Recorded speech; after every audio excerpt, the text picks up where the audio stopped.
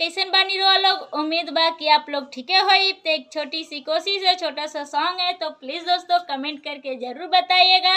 और इस चैनल पे नए हैं तो चैनल को सब्सक्राइब कर लीजिएगा, ताकि कोई भी ब्लॉग कोई भी वीडियो डाले तो सबसे पहले आप लोग के पास पहुँचे। तो सॉन्ग है हमारा, सबके हु बनेला अपना की बस हो, लेके हथियार चले डढ़वा में खस हो। सबके हु बनेला अपना की बस हो, लेके हथियार चले डढ़वा में खस हो। जाति में कौन जाति होले बरियार, बानी के पगड़ी हिलाइले बसगरी चमरन रंगदार। बानी के पगड़ी हिलाइले बसगरी चमरन रंगदार। सबके हु बनेला अपना के बस हो, लेके हथियार चले डढ़वा में खस हो। सबके हु बनेला अपना के बस हो, लेके हथियार चले डढ़वा में खस हो।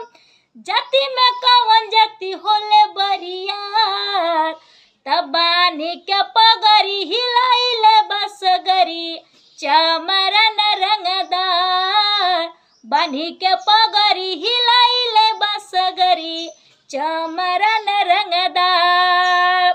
चमारे के लहर चमारे के कहर, एहो करे जका कहीना। चमारे के लहर चमारे के कहर, एहो करे जका कहीना। गर्दाबाई है बाबा के बतिया, सचयौरी सहीना। गर्दाबाई है बाबा के बतिया, सचयौरी सहीना। शौक से घोड़ा चढ़ेला ये जान, शौक से घोड़ा चढ़ेला ये जान। तब बानी के पगड़ी हिलाइले बसगरी चमरन रंगदार। बानी के पगड़ी हिलाइले बसगरी चमरन रंगदार। सबके हु बनेला अपना के बस हो, लेके हथियार चले डढ़वा में खस हो।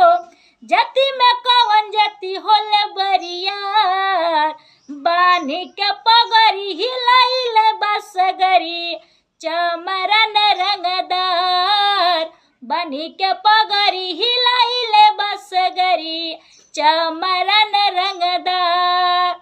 तो प्लीज़ दोस्तों अगर सॉन्ग अच्छा लगे तो लाइक कमेंट सब्सक्राइब जरूर कीजिएगा। इस चैनल पे नए हैं तो चैनल को सब्सक्राइब कर लीजिएगा, बेल आइकन दबाना न भूलिएगा। और इसी तरह अपना प्यार दुलार आशीर्वाद देते रहें, और एक से एक नए ब्लॉग आप लोग के बीच में लाते रहेंगे। नमस्ते, प्रणाम, हर हर महादेव दोस्तों।